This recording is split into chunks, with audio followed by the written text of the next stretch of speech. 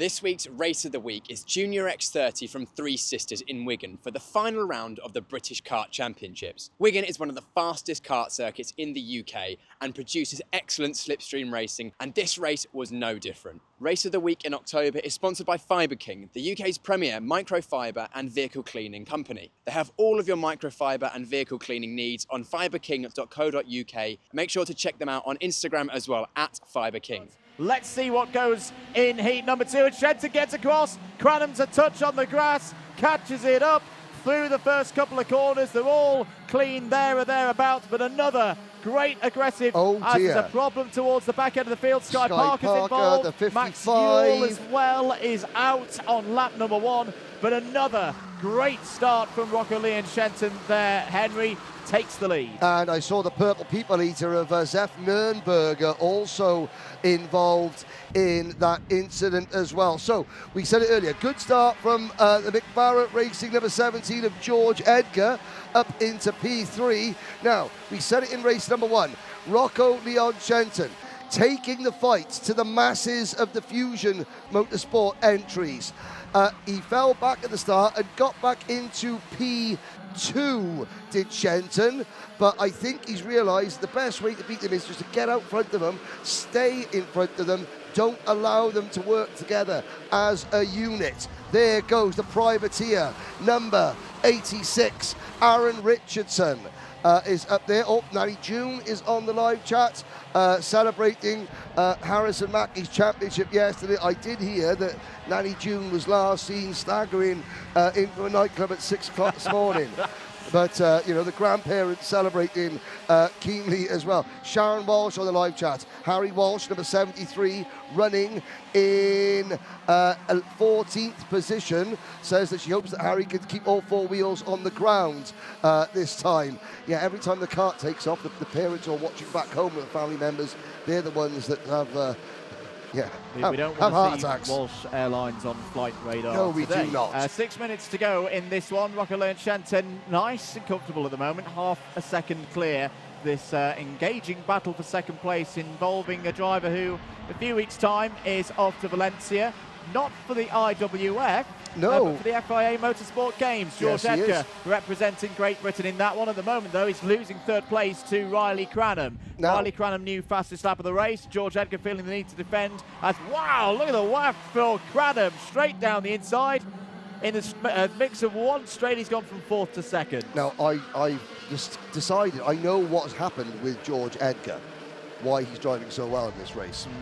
During the lunch break, George's team bosses, Dan Barrett and Mick Barrett, they were presented, you did the interview, with their Vera Excellence Awards. They've put their Vera tools to good use, and that car, that number 17 car of George Edgar, is flying as a result. Absolutely. Trying to find a way past Aaron Richardson there for 3rd place.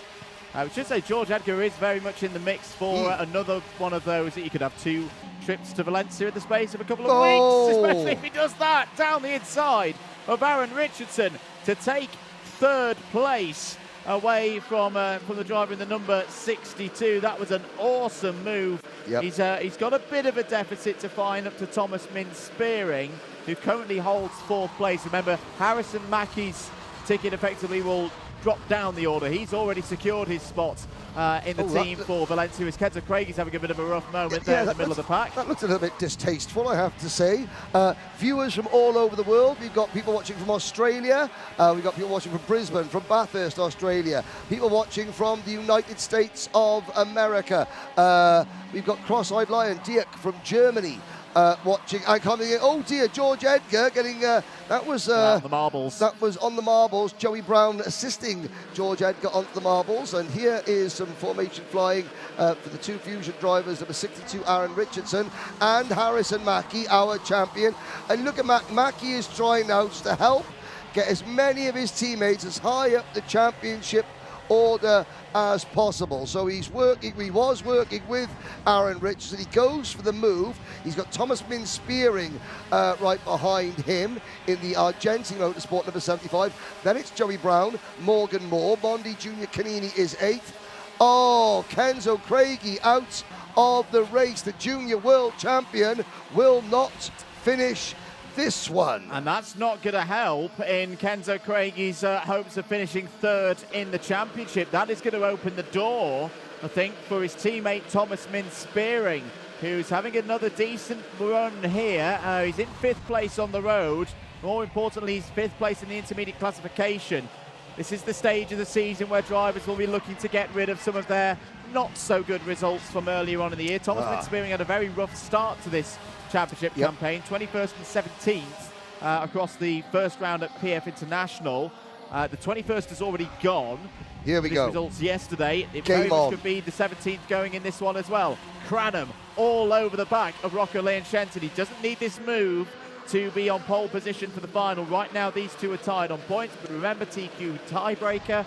Cranham was quicker, but for the psychological side of it, Henry, Cranham is going to want to find a way through here. Yes, and when have you ever known Rocco Leon Shenton to not fight for a position?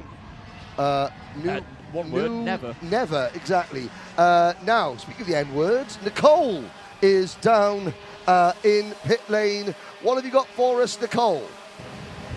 Thank you, Henry. So we've just seen Kenzo Craigie retire from the race, the number 44.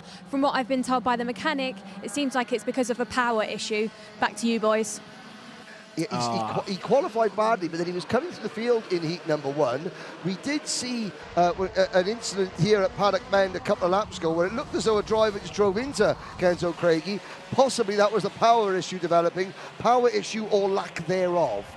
No, they've been pushing it on the engine this weekend. We'll hopefully still see Kenzo Craigie in the mix, but I think a hope of taking one of the finals this weekend is probably embering away. Yes. He was second in the final yesterday, of course. 1 minute and 30 seconds to go.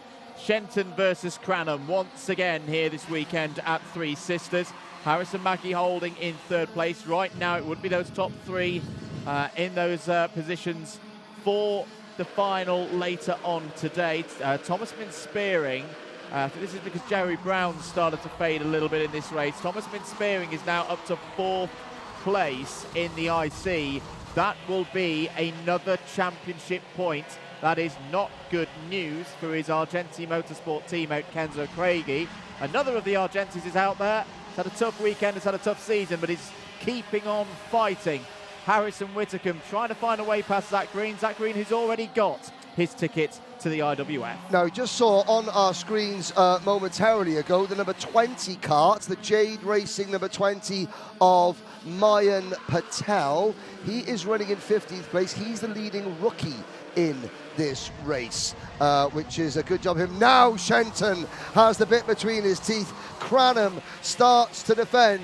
Neither of these, I mean, Cranham is a very unassuming looking character, but you cast your mind back to Kart Masters. On Saturday, Riley Cranham did not finish a single race. He had to start at the back of the grid for the repechage and came through to put it on the podium. I think he might have won a class at Kart Masters. So he doesn't know how to give up. Neither does Rocco Shenton. This is Fusion versus Privateer at the front of the Junior X30 field. The clock has struck 0. We're looking at the chaser pack. There's Spearing being followed by Richardson, Moore and Canini, but the two leaders nose to tail into paddock. This is now crunch time. Andrew Mather is indeed out onto the Rogerson Straight on lap number 12 into Luna Bend. This is an important run for Riley Cranham. He's got to go now, because Rocco Shenton's going to know that a great opportunity to get by is along the main straight here towards turn number 1. What kind of power have they got? Cranham's aware that he's coming, but he's not close enough to go for it down into turn 1. We're on to the last lap now. Down the hill towards Joey Dunlop corner, through the little chicane before it at high speed. That's good stuff from Riley Cranham. He's keeping it composed. He's not needing to fight too hard at the moment. If he can hold this position, he'll be on pole position for the final. He'll have 2nd place in the championship sewn up as well. Along the Rogerson Straight one last time in this heat. There's a +5 second penalty for Harry Walsh, unfortunately. Further down the field, Riley Cranham is in the zone. Riley Cranham takes the 2nd heat and will be on pole position for the final later today. Rocco Leon Shenton will join him on the front row. Thanks to FibreKing for sponsoring this week's Race of the Week. You can find their website and social media handles in the description below.